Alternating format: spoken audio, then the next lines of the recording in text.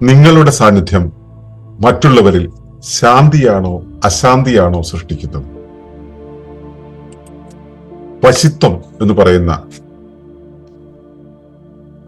ഒരു സിദ്ധിയെ കുറിച്ചാണ് നമ്മൾ ഇന്ന് സംസാരിക്കുന്നത്. അതിനെക്കുറിച്ച് പറയുന്നത് ഇങ്ങനെയാണ്: വശിത്വ, true influence comes from the power of your inner being. എന്താണ് വശിത്വം?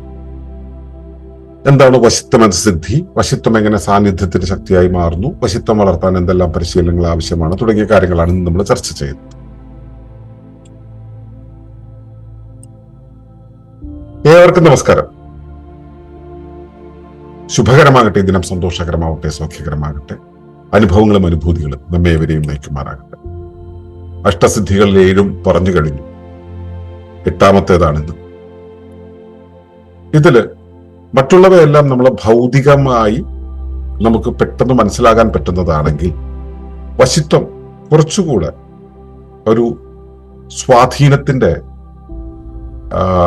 ഒരു വഴി ആയതുകൊണ്ട് തന്നെ മനസ്സിലാക്കാൻ കുറച്ചുകൂടെ തുറന്ന ചിന്ത വേണ്ടിവരും.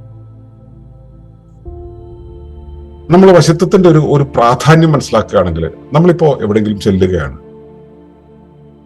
നമ്മൾ ചെല്ലുന്ന സമയത്ത് നമ്മളെ കാണുന്ന അല്ലെങ്കിൽ നമ്മളെ മീറ്റ് ചെയ്യുന്ന ആളുകളിൽ ശാന്തി, അവരിൽ വിശ്വാസം, അവരിൽ മാറ്റം തുടങ്ങിയ കാര്യങ്ങൾ ഉണ്ടാകുന്നുണ്ടെങ്കിൽ നമുക്ക് വശിത്വമുള്ളതാണ് നമുക്ക് മനസ്സിലാക്കാം. അതല്ല, നമ്മളവിടെ ചെല്ലുന്നതോടുകൂടി അവർക്ക് സംഘർഷം കൂടുകയാണ്, അസ്വസ്ഥത ഉണ്ടാവുകയാണെന്നുണ്ടെങ്കിൽ നേരെ തിരിച്ച് വശിത്വം വളരെ കുറവ്, അത് റിപ്പല് ചെയ്യുന്ന രീതിയിലാണെന്ന് മനസ്സിലാക്കാം. അപ്പോ ഇതില് പ്രധാനമായിട്ട് നമുക്ക് മനസ്സിലാക്കാൻ പറ്റുന്ന കാര്യങ്ങൾ എന്ന് പറയുന്നത്, ഒന്ന്, നമ്മുടെ സാന്നിധ്യത്തിന്റെ സ്വാധീനം. വൈകാരികമായിട്ട് നമുക്ക് ഒരു ഊർജം വിനിമയം ചെയ്യാൻ പറ്റുന്നുണ്ടെങ്കിൽ അത്, പിന്നെ ബന്ധങ്ങൾ കൊണ്ടുള്ള ഇമ്പാക്ട്, നമ്മളുടെ ഒരു ബന്ധം അവരിൽ ഉണ്ടാക്കുന്ന ഒരു ചലനം, നമ്മുടെ നമ്മളവരുമായിട്ടൊരു ബന്ധുത്വം സ്ഥാപിക്കുന്ന സമയത്ത് അവർക്കുണ്ടാവുന്ന ചലനം, നമ്മുടെ അകത്തെ ഒരു അവസ്ഥയില്ലേ, മാനസികാവസ്ഥയില്ലേ, ഇതിന്റെ ഒരു വെളിപ്പെടുത്തല് നമുക്ക് അവിടെ സംഭവിക്കാം. ഇത് സംഭവിക്കുന്നത് നമ്മുടെ ആ ക്വാളിറ്റി ഓഫ് ബീയിങ് കൊണ്ടാണ്. നമ്മൾ എവിടെയാണോ നിൽക്കുന്നത്, നമ്മൾ എന്തായിട്ട് നിൽക്കുന്നു, ഇതിന്റെ ഒരു അവസ്ഥ കൊണ്ടാണ്. അപ്പൊ ഇത് നമുക്ക് അവിടെ കാണാൻ കഴിയും. നമ്മൾ ഒരാളെ കാണുമ്പോൾ, അല്ലെങ്കിൽ ഒരു സാഹചര്യത്തിലെത്തുമ്പോൾ അവിടെ അതെങ്ങനെ ഉണ്ടാകുന്നു എന്നുള്ളത് കാണാൻ കഴിയും. ഇത് മനുഷ്യരിലും മൃഗങ്ങളിലും 2 രൂപത്തിലാണ്. കാരണം മനുഷ്യര് മനസ്സുകൊണ്ട്, വികാരം കൊണ്ട്, ചിന്ത കൊണ്ടും വികാരം കൊണ്ടും അവൻ ഒരു മണ്ഡലം തീർത്തിട്ട് അതിനകത്താണ് നിൽക്കുന്നത്. ഇതില്ലാതെ ശുദ്ധരൂപത്തിൽ നിൽക്കുന്നതാണ് ജീവികൾ, ജന്തുക്കളൊക്കെ. അതിൽ പട്ടി എന്ന് പറയുന്നത് വളരെ പെട്ടെന്ന് നമ്മളെ ബോധ്യപ്പെടുന്ന ഒരു ജീവിയാണ്. അപ്പൊ പട്ടികളുടെ അടുത്താണെങ്കിൽ നമ്മുടെ ആ ഒരു മനോനില എങ്ങനെയാണെന്നുള്ളത് അവർക്ക് വളരെ പെട്ടെന്ന് കൺവേ ചെയ്യും. നമ്മുടെ ഉള്ളൊരു ഭയവും ഭീതിയും അസ്വസ്ഥതയും ഒക്കെ ആണെന്ന് വെച്ച് കഴിഞ്ഞാൽ അവരിൽ അത് പെട്ടെന്ന് പ്രകടമാകുന്നത് കാണാൻ കഴിയും. അപ്പോ ഈ വശിത്വം എന്ന് പറയുന്ന സിദ്ധി യഥാർത്ഥത്തിൽ എന്താണ് എന്ന് നോക്കാം. അതായത് 8ാമത്തെ സിദ്ധിയാണ്. അഷ്ടസിദ്ധികളിൽ 8ാമത്തെ ആയിട്ടാണ് ഇത് പറയുന്നത്. ഇത് സ്വാധീന ശക്തിയാണ്. നമ്മൾ എവിടെ നിൽക്കുന്നു അതിന്റെ മണ്ഡലത്തിലുള്ള മറ്റ് ഘടകങ്ങളെ, മറ്റു വ്യക്തികളെ, ജീവികളെ, സസ്യജാലങ്ങളെ, മറ്റു ജന്തുജാലങ്ങളെയൊക്കെ സ്വാധീനിക്കുന്ന ശക്തിയാണ് നമ്മൾ വശിത്വം എന്ന് പറയുന്നത്. നമ്മുടെ സാന്നിധ്യം കൊണ്ടുണ്ടാകുന്ന സ്വാധീനമാണ് വശിത്വം.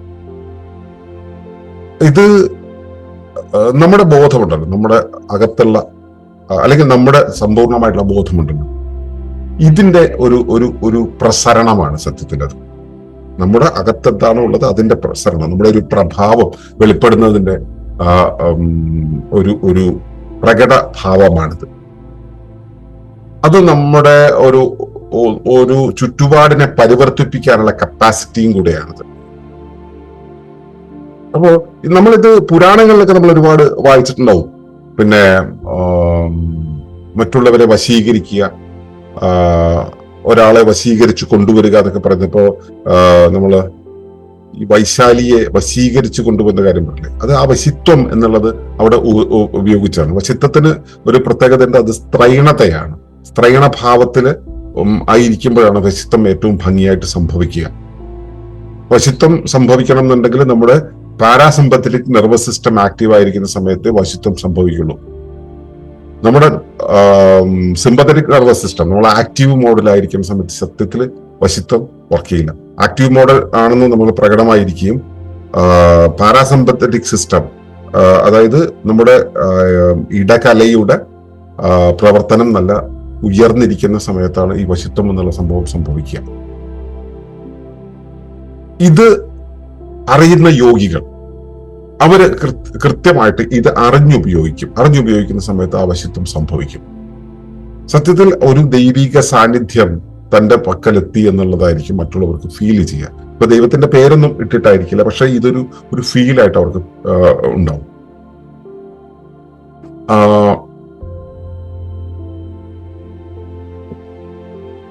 ഈ ഒരു അവസ്ഥ, അതായത് വശിത്വം എന്നുള്ളത് ഇപ്പൊ നമ്മള് റിപ്പല് ചെയ്യുന്ന വഴിതിരിക്കുന്ന തരം വശിത്വങ്ങളുണ്ട്. ഇപ്പൊ നമ്മള് ഇപ്പൊ ഞാൻ വൈശാലിയുടെ കാര്യം പറഞ്ഞ നാരദന്റെ കാര്യം പറയാം. നാരദൻ ഒരു സംവിധാനത്തിലേക്ക് ചെന്ന് കഴിഞ്ഞാൽ അയാൾ അതിന്റെ വഴി തിരിച്ചു വെച്ച് പോകും. ഈ വഴി തിരിച്ചു വെച്ച് പോകുന്നതിനാണ് നമ്മൾ കാറ്റലിസ്റ്റ് എന്ന് പറയും, ഉൾപ്രേരകം എന്ന് പറയും. കെമിസ്ട്രിയിൽ നമ്മൾ പഠിച്ചിട്ടുണ്ടാവും.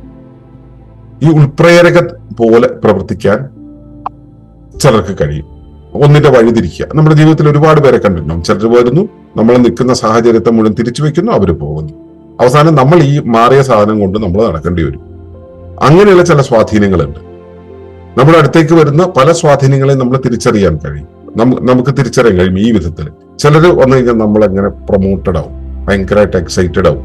ചിലർ വന്നു കഴിഞ്ഞാൽ നമ്മൾ വളരെ കംഫർട്ടബിൾ ആവും. അപ്പോ അത് അവരുടെ ഇന്നർ ബീയിങ്ങിൽ എന്താണോ ഉള്ളത് അതിന്റെ പ്രതിഫലനമാണ്. ചിലരെ കണ്ടു കഴിഞ്ഞാൽ തന്നെ ചിലർക്ക് ഇറിറ്റേഷൻ ഉണ്ടാവും. എല്ലാവർക്കും ഇറിറ്റേഷൻ ഉണ്ടാവുന്നതിൽ ഉറപ്പാണ് അവിടെ അയാളുടെ അകത്ത് ടർബുലൻസ് കൂടുതലാണെന്ന്. കുറച്ചു പേർക്ക് ആവുന്നു, കുറച്ചു പേർക്ക് ആവുന്നില്ല. ചില അയാളുടെ ഫ്രീക്വൻസി ആയിട്ട് മാച്ച് ചെയ്യുന്നവർക്കാണ് ഈ സ്വാധീനം ഉണ്ടാവുക. ഫ്രീക്വൻസി ആയിട്ട് മാച്ച് ചെയ്യാത്തവർക്ക് സ്വാധീനം ഉണ്ടാവില്ല. അപ്പൊ ഈ ചിലരുടെ മാത്രം പ്രസൻസ് ആണ് നമ്മളെ സ്വാധീനിക്കുക. അതിലെ പ്രധാന കാര്യം എന്ന് പറഞ്ഞാൽ ഈ ഫ്രീക്വൻസിയാണ്, അവരുടെ ഇമോഷണൽ ഫ്രീക്വൻസി. അവരുടെ ഇമോഷനെ ഏത് വിധത്തിലാണ് കൈകാര്യം ചെയ്യുന്നത്, അവരത് മെയിൻറ്റെയിൻ ചെയ്യാൻ അവർ പക്വപ്പെട്ടിരിക്കുന്നുണ്ടോ, അവർ ശാന്തമായി ഇത് കൊണ്ടുപോകുന്നുണ്ടോ, ഉണ്ടെങ്കിൽ അത് നമ്മളെ സ്വാധീനിക്കും. നമ്മളെങ്ങനെയാണെങ്കിൽ അങ്ങനെ തന്നെ. നമ്മുടെ ഇന്റേണൽ സ്റ്റെബിലിറ്റി ഉണ്ടല്ലോ, നമ്മള് ആന്തരികമായിട്ടുള്ള നമ്മുടെ ബാലൻസ്, ഈ ബാലൻസ് മറ്റുള്ളവരെ സ്വാധീനിക്കും. അതുപോലെ തന്നെ നമ്മുടെ മാനസികമായ വ്യക്തത, നമുക്ക് എവിടേക്കാ പോകുന്നത്, എന്താ സംഭവിക്കുന്നത്, ഞാൻ എവിടേക്ക് പോകുന്നു എന്നുള്ളതല്ല, ഈ സംവിധാനം ഇപ്പൊ എവിടേക്കാണ് പോകുന്നത്, എന്താണ് അവസ്ഥ എന്ന് ബോധ്യമുള്ള ഒരു അവസ്ഥയിൽ ഈ വശിത്വം പ്രവർത്തിക്കും. വശിത്വം പ്രവർത്തിക്കുന്ന സമയത്ത് സ്വാഭാവികമായിട്ടും അവരിൽ നമ്മുടെ മുകളിലുള്ള വിശ്വാസം വർദ്ധിക്കും. അപ്പൊ കൃത്യമായിട്ടുള്ള ഒരു തുറന്ന ഒരു വിനിമയം തന്നെ സംഭവിക്കും. വശിത്വം ഉണ്ടെങ്കിൽ തുറന്ന വിനിമയം സംഭവിക്കുന്നു. വശിത്വം എന്ന് വെച്ചാൽ പരസ്പരാകർഷണം എന്നുള്ളത്. ഈ വശിത്വം എങ്ങനെയാണ് ഒരു സ്വാധീനമായിട്ട് മാറുന്നത്? സത്യത്തിൽ ഇത് നമ്മൾ ബലം പ്രയോഗിച്ച് ഒരാളെ പിടിച്ച് തിരിച്ചു നിർത്തുന്ന പരിപാടിയല്ലല്ലോ. നമ്മൾ ചെല്ലുന്നു, ആ സാന്നിധ്യം കൊണ്ട് അത് വർക്ക് ചെയ്യുന്നു. ആ സാന്നിധ്യം കൊണ്ട് ആണത് വർക്ക് ചെയ്യുന്നത്. അത് സത്യത്തിൽ ആശയവിനിമയം സംഭവിക്കുന്നത് നമ്മൾ വായ കൊണ്ട് പറയുന്നില്ല. അകത്തുള്ള കാര്യങ്ങളുടെ ക്രമീകരണത്തിനനുസരിച്ച് പുറത്ത് സംഭവിക്കുന്നു എന്നുള്ളതാണ്. അതൊരു നാച്ചുറൽ ഇൻസ്പിറേഷൻ ആണ്. ഇതിനെ ഒരു കാന്തവുമായി കണക്ട് ചെയ്യുന്നത് നമുക്ക് മനസ്സിലാക്കാം. ഒരു കാന്തം എങ്ങനെയാണ് പ്രവർത്തിക്കുക? കാന്തം എന്നുള്ളത് ഒരു പച്ചിരുമ്പിന്റെ അടുത്ത് പോയിട്ടുണ്ടെങ്കിൽ പച്ചിരുമ്പിനെ കാന്തമാക്കാൻ കഴിയും, പച്ചിരുമ്പിനെ ആകർഷിക്കും, പച്ചിരുമ്പിനെ തന്നെ കാന്തമാക്കാൻ കഴിയും. എങ്ങനെയാണ് ഈ കാന്തികത പ്രവർത്തിക്കുന്നത്? കാന്തികത എന്ന് പറയുന്നത് എല്ലാ ഇലക്ട്രോണുകളിലും കാന്തികതയുണ്ട് അല്ലെ. ഊർജം എവിടെയുണ്ടോ അവിടെ കാന്തികതയുണ്ട്. എല്ലാ ഇലക്ട്രോണുകളിലും കാന്തികതയുണ്ട്. ഇലക്ട്രോണുകൾ ഏത് വഴിക്ക് സ്പിൻ ചെയ്യുന്നുവോ അതിനനുസരിച്ച് ഒരു കാന്തിക ബലരേഖ അവിടെ ഉണ്ടാവും, കാന്തിക ധ്രുവം അവിടെ ഉണ്ടാവും. അങ്ങനെ നമ്മൾ ഒരു കാന്തത്തിലെ വിവിധ എലമെന്റുകൾ, അല്ലെങ്കിൽ ഒരു കാന്തത്തിലെ വിവിധ തന്മാത്രകൾ, അവയൊക്കെ തന്നെ അവരവരുടേതായിട്ടുള്ള സ്വാതന്ത്ര്യത്തിൽ പ്രവർത്തിച്ചുകൊണ്ടാണ് ചേർന്ന് നിൽക്കുന്നത്. കാന്തികത സ്വാധീനിക്കുന്ന സമയത്ത് ഇവയെല്ലാം ഒരു ദിശയിലേക്ക് അലയുണ്ടാവും. ഇവയുടെ എല്ലാ സ്പിന്നുകൾ ഒരു രൂപത്തിലാവും. സ്പിൻ എന്ന് വെച്ചാൽ തിരിയല്. ഇലക്ട്രോണുകളുടെ എല്ലാം തിരിച്ചിൽ ഒരു രൂപത്തിലാവും, ഒരു ദിശയിലേക്കാവും. ഒരു ദിശയിലേക്കാവുമ്പോൾ അവിടെ ഉണ്ടാവുന്ന കാന്തിക ധ്രുവങ്ങളും ഒരു ദിശയിലേക്കാവും. അങ്ങനെ എല്ലാം ഒരു ദിശയിലേക്ക് ആവുന്ന സമയത്ത് ഇതിന്റെ പരിസരത്തേക്ക് വരുന്ന സമാന വസ്തുക്കൾക്കും ഈ ഒരു കാന്തികതയിലേക്ക് വന്നുപെടാനുള്ള സ്വാധീനം അല്ലെങ്കിൽ അവർക്ക് അങ്ങനെയുള്ള പ്രേരണ ഉണ്ടാവും. ഇത് കാന്തം ഉണ്ടാകുന്ന രീതിയാണ്. ഇത് നമ്മളെ ശക്തമായിട്ട് ഒരു വസ്തുവിലേക്ക്, ഒരു കാന്തികത പ്രേരിപ്പിക്കാൻ കഴിയുന്ന ഒരു വസ്തുവിലേക്ക് ശക്തമായ കാന്തിക പ്രവാഹം നടത്തുകയും ശക്തമായ ഒരു അവസ്ഥയിലേക്ക് കൊണ്ടുപോവുകയും ചെയ്തു കഴിഞ്ഞാൽ അത് നിരന്തരമായിട്ട് അങ്ങനെ ഒരു അവസ്ഥയിലേക്ക് മാറും. അത് ഇലക്ട്രോ മാഗ്നറ്റിലൊക്കെ ഇത് താൽക്കാലികമായിട്ട് ചെയ്യുന്നതാണ്. താൽക്കാലികമായിട്ട് ഇൻഡക്ഷൻ കൊടുക്കുന്ന സമയത്ത് കാന്തമായി മാറും. വൈദ്യുതിയുടെ ഒരു പ്രയോഗമാണ്. നമ്മളിപ്പോ സാധാരണ ലോഹങ്ങളെയോ അല്ലെങ്കിൽ അങ്ങനെ ഇലക്ട്രോൺ അധികമായി നിൽക്കുന്ന ഇലക്ട്രോണുകൾക്ക് ഫ്രീ ഫ്ലോ സാധ്യമാകുന്ന വസ്തുക്കളിൽ മാത്രമല്ലല്ലോ. ഇലക്ട്രോൺ എവിടെയെല്ലാം ഉണ്ടോ അവിടെയെല്ലാം തന്നെ ഈ കാന്തികത ഉണ്ടാവും. ഇലക്ട്രോൺ ഇലക്ട്രിസിറ്റി ഉണ്ടാക്കും. ഇലക്ട്രിസിറ്റി എന്നുള്ള ഊർജ്ജമാണ്. ഇലക്ട്രിസിറ്റി ഉണ്ടെങ്കിൽ അവിടെ കാന്തികത ഉണ്ടാവും. നമ്മുടെ ശരീരത്തില് ഹൈഡ്രജൻ ആറ്റങ്ങളുണ്ട്, നൈട്രജൻ ആറ്റങ്ങളുണ്ട്. ഇങ്ങനെ ശരീരത്തിലെല്ലാം നിറഞ്ഞു നിൽക്കുന്നത് ഈ ജൈവ രാശികങ്ങളാണ്. ഈ രാശികങ്ങളെല്ലാം തന്നെ കൃത്യമായ രീതിയിൽ പ്രവർത്തിച്ചു വരികയാണെങ്കിൽ ഇവയുടെ പ്രവർത്തന ദിശ എന്ന് പറയുന്നത് ഏകധാരയിലായിരിക്കും. എന്നുവെച്ചാൽ ഒരു വര വരച്ചിട്ട് അതിലെന്നുള്ളതല്ല, എല്ലാം കൂടെ ഒഴുകേണ്ടത് എങ്ങനെയാണ്. ഇപ്പൊ ഒരു വൃത്തമാണെങ്കിൽ വൃത്തത്തിലുള്ള ഒരു പൂവിന്റെ ഇതളുകളുടെ രൂപത്തിലാണെങ്കിൽ അങ്ങനെ ഒരു മണ്ഡല ഒക്കെ കണ്ടിട്ടില്ലേ? ആ മണ്ഡലയുടെ ഷേപ്പിലാണെങ്കിൽ ആ മണ്ഡലയുടെ ഷേപ്പിൽ അതിങ്ങനെ ഒഴുകുന്ന ഒരു അവസ്ഥയുണ്ടല്ലോ. ഒരു പാറ്റേൺ ആണ്. ആ പാറ്റേണിനനുസരിച്ച് ഇതിങ്ങനെ ഊർജത്തിന്റെ ഒഴുക്കുണ്ടാവും. ഇപ്പൊ ശരീരത്തിലെ അവയവങ്ങളും ശരീരത്തിന്റെ നിയന്ത്രിക്കുന്ന ജീവനും ശരീരത്തിന്റെ ഗതി നിയന്ത്രിക്കുന്ന മനസ്സും ശരീരത്തിന്റെ സെൻസ് നിയന്ത്രിക്കുന്ന ജ്ഞാനവും ഒക്കെ ഏകധാരയിലാണെങ്കിൽ ഈ മണ്ഡലം വളരെ കൃത്യമായിരിക്കും. ഈ പറയുന്ന എന്താ പറയുക പാറ്റേൺ എന്നുള്ളത് വളരെ കൃത്യമായിട്ട് സംഭവിക്കും.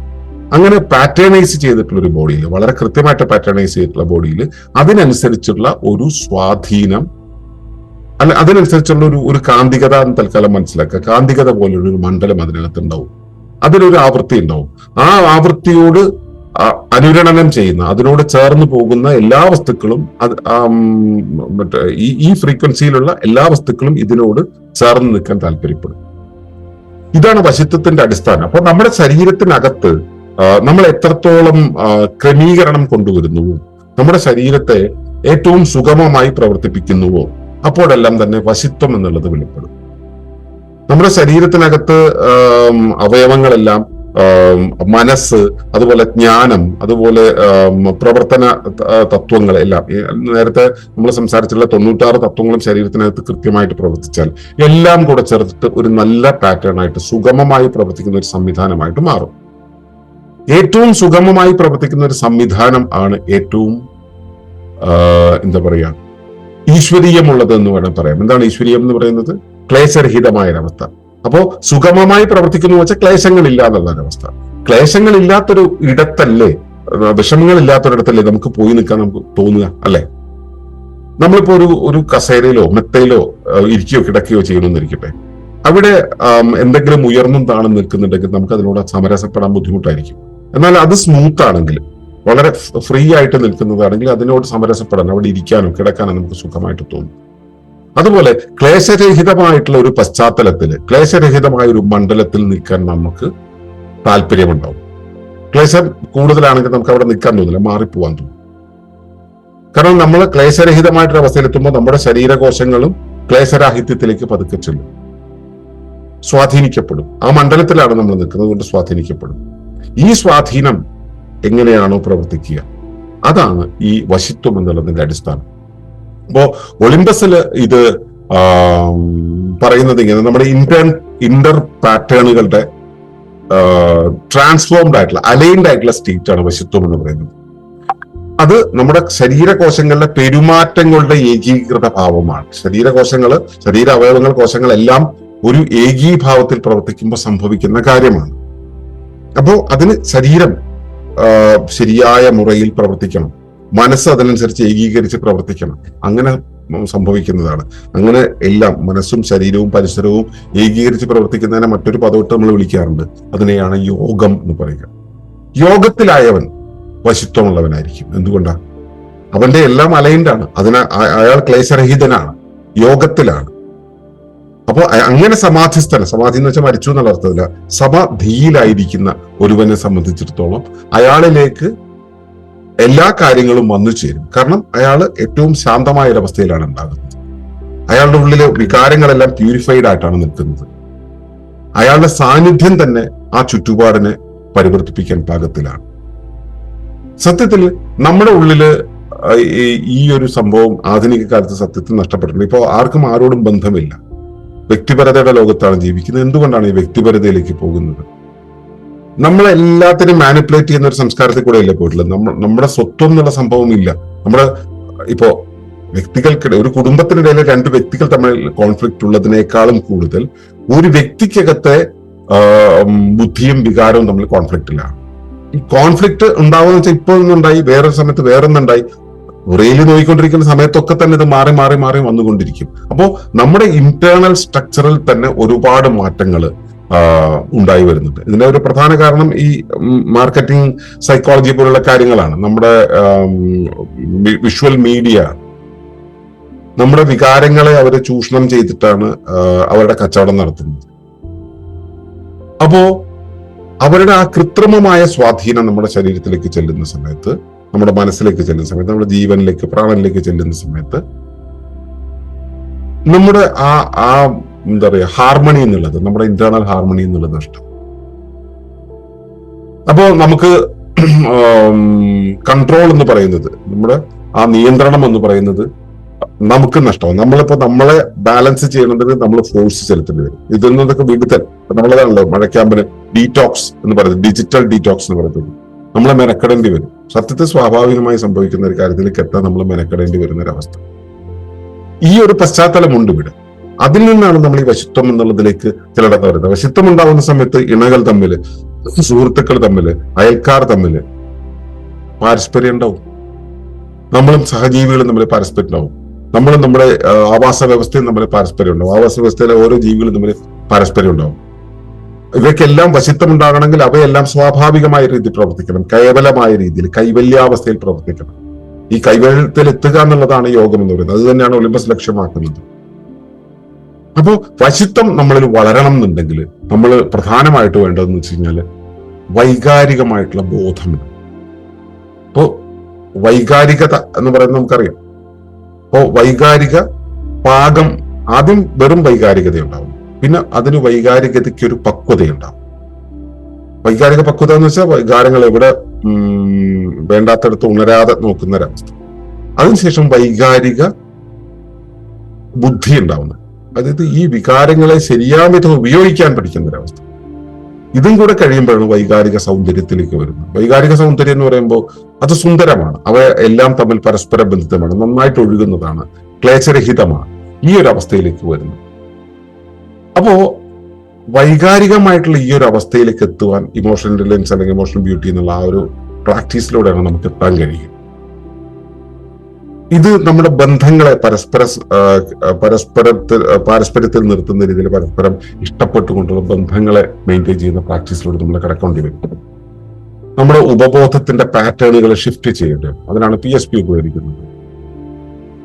നമുക്ക് നമ്മൾ ചെയ്യുന്ന കാര്യങ്ങളിൽ സമഗ്രത വേണ്ടി വരും, അതിൽ വിശ്വാസ്യത വേണ്ടി വരും, പിന്നെ അതുപോലെ തന്നെ നമുക്ക് സ്ഥിരത വേണ്ടി വരും. നമ്മൾ ആ കാര്യങ്ങളിൽ സ്ഥിരമായിട്ട് നിൽക്കേണ്ടി വരും. ഇപ്പൊ ഈ ഒരു പ്രോസസ്സിൽ തന്നെ, ഇപ്പൊ പ്രഭാത സത്സംഗത്തിന്റെ സുഭാഷിതത്തിൽ തന്നെ എത്ര പേരൊക്കെയാണ് സ്ഥിരമായിട്ട് വരാൻ കഴിയുന്നത്? നമുക്ക് സ്ഥിരതയിൽ നിൽക്കാൻ കഴിയുന്നില്ല, നമുക്ക് മാറ്റം ഉണ്ടാക്കാൻ തോന്നുന്നു എന്നുള്ളതാണ്. ഞാൻ ഈ 1927 ദിവസങ്ങളായിട്ട്, എന്നുവെച്ചാൽ 6 വർഷങ്ങളായിട്ട് എല്ലാ ദിവസവും ഞാനിത് ചെയ്തുകൊണ്ടേയിരിക്കുന്നു. ആ സ്ഥിരതയുണ്ട്. ഉണ്ടാകുമ്പോൾ എനിക്ക് ക്ലാരിറ്റി ഉണ്ട്. ഞാൻ എന്റെ ചുറ്റുപാടിലേക്ക് അത് കൃത്യമായിട്ട് റേഡിയേറ്റ് ചെയ്യും. അതുകൊണ്ടാണ് ഇവിടെ എപ്പോഴും ആളുകൾ വരുന്നത്. അനുചിതമായവർ വരരുത് എന്ന നിർബന്ധം കൂടെ ഉള്ളത് കൊണ്ട് അനുചിതമായവർ വരില്ല, യുക്തരായവർ മാത്രമേ വരൂ. അപ്പോൾ ഇതിനെല്ലാം സഹായിക്കുന്ന വെച്ചാൽ നമ്മുടെ ശാന്തിയാണ്, മനസ്സിന്റെ ശാന്തിയാണ്, നമ്മുടെ മനസ്സിലെ ആ ഒരു എന്താ പറയാ നിശബ്ദതയാണ്, മൗനം ആയിരിക്കുന്ന ഒരവസ്ഥയാണ്. മനസ്സ് മൗനമായിരിക്കുന്ന സമയത്ത് നമ്മുടെ സിസ്റ്റം കൃത്യമായിട്ട് പ്രവർത്തിക്കാൻ തുടങ്ങും. നമ്മുടെ പാരാസിമ്പത്തറ്റിക് ആക്ടിവിറ്റി കൃത്യമായിട്ട് വർക്ക് ചെയ്യും, ഇടശരം കൃത്യമായിട്ട് വർക്ക് ചെയ്യും. ആ സമയത്ത് ശരീരത്തിന്റെ ശമന പ്രക്രിയ കൃത്യമായിട്ട് വർക്ക് ചെയ്യും, ഊർജം ശമനത്തിന് മാത്രമായിട്ട് ഉപയോഗിക്കും, അനുചിതമായ കാര്യങ്ങൾക്ക് ഉപയോഗിക്കില്ല. ഇങ്ങനെയെല്ലാം ആകുന്ന സമയത്ത് നമ്മൾ സ്വാഭാവികമായ ഒരവസ്ഥയിലേക്ക് പോകും. ഇത് മനസ്സിലാകാൻ നമ്മൾ പ്രകൃതിയിലേക്ക് നോക്കിയിരുന്നാൽ മതി. പ്രകൃതിയെ കൃത്യമായിട്ട് നിരീക്ഷിച്ച് നമുക്ക് മനസ്സിലാവും. അപ്പൊ അങ്ങനെ നിൽക്കുമ്പോഴാണ് നമ്മളിലേക്ക് വശിത്വം ഉണ്ടായി വരിക. വശിത്വം എന്ന് പറയുന്നത് നമ്മളൊരു മന്ത്രം ചൊല്ലി അല്ലെങ്കിൽ മയിലിന്റെ കാഷ്ടം എണ്ണയിലിട്ട് ചൂടാക്കി മേലെ തേക്കുന്ന ഒരവസ്ഥയല്ല. അങ്ങനെയൊക്കെ ചില ബ്ലാക്ക് മാജിക്കുകളൊക്കെ ഉണ്ട് അത്ര. ഇതൊന്നുമല്ല വശിത്വം. വശിത്വം നമ്മുടെ ഇന്റേണൽ ഹാർമണി ക്ലിയർ ആക്കുക എന്നുള്ളത്. ഇന്റേണൽ ഹാർമണി ക്ലിയർ ആക്കുന്ന സമയത്ത് എക്സ്റ്റേണൽ ഹാർമണി ക്ലിയർ ആയി വരും. അപ്പോൾ അതിന് വേണ്ടത് ശാന്തിയാണ്, വൈകാരികമായിട്ടുള്ള സൗന്ദര്യമാണ്, നമ്മുടെ ഉള്ളിലെ പാകമാണ്, മൗനമാണ്. അങ്ങനെ ആയിരിക്കുമ്പോൾ ഈ വശിത്വം സംഭവിക്കും. ഈ അഷ്ടസിദ്ധികളും നമ്മുടെ ഉള്ളിലേക്ക് വരുന്നത് ഇവയെല്ലാം പാലിക്കുമ്പോഴാണ്. ഈ അവസ്ഥയിൽ നിന്നുകൊണ്ട് നിങ്ങൾക്ക് വശിത്വം ഉണ്ടോ എന്നൊന്ന് പരിശോധിക്കുക. ഇല്ലെങ്കിൽ അത് കൊണ്ടുവരാൻ എന്തു വേണമെന്നുള്ളത് ഒന്നുകൂടെ ചിന്തനം ചെയ്യും. അതുമായിട്ട് ഇതിന്റെ പ്രാക്ടീസിനെ കുറിച്ച് പറയാൻ നമുക്ക് നാളെ കഴിയട്ടെ. ഇന്ന് വൈകിട്ട് നടക്കുന്ന ഫ്രൈഡേ വിസിറ്റത്തിൽ നമ്മൾ ഇതേ വിഷയം തന്നെ കുറച്ചുകൂടെ പുതിയൊരു ആംഗിളിൽ അവതരിപ്പിക്കാൻ ശ്രമിക്കുകയാണ്. അതിലും പങ്കെടുക്കാൻ കൂടുതൽ വ്യക്തത വരും. അപ്പോൾ അതുവരേക്കും നന്ദി, നമസ്കാരം. തുടർന്ന് കാണുന്നതിന് മുമ്പായി ഈ വിഷയം ഇഷ്ടമായെങ്കിൽ ഒന്ന് ലൈക്ക് ചെയ്യുക, കമന്റ് ചെയ്യുക, ഷെയർ ചെയ്യുക. നിങ്ങൾ പ്രകൃതിയെ ഇഷ്ടപ്പെടുന്നുവെങ്കിൽ ഈ ചാനൽ ഒന്ന് സബ്സ്ക്രൈബ് ചെയ്യുക.